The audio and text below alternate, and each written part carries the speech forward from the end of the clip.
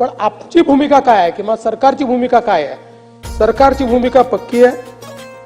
मुंबईची, महाराष्ट्राची, महाराष्ट्र शासनाची भाषा मराठीच आहे। महाराष्ट्रात राहणाऱ्या प्रत्येकाने मराठी शिकलं पाहिजे, प्रत्येकाला मराठी बोलता आलं पाहिजे।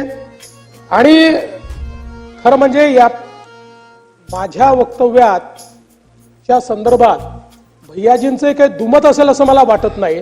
तथापि मी पुन्हा एकदा शासनाच्या वतीनं सांगतो, मुंबईची भाषा मराठी आहे, महाराष्ट्राची भाषा मराठी आहे। इतर भाषांचा इथे सन्मान आहे, इतर भाषांचा इथे सन्मान आहे। कुठल्याही भाषेचा आम्ही अपमान करणार नाही, कारण जो स्वतःच्या भाषेवर प्रेम करतो तोच दुसऱ्याच्या भाषेवरही प्रेम करू शकतो, त्याच्यामुळे तो सन्मान आहेच।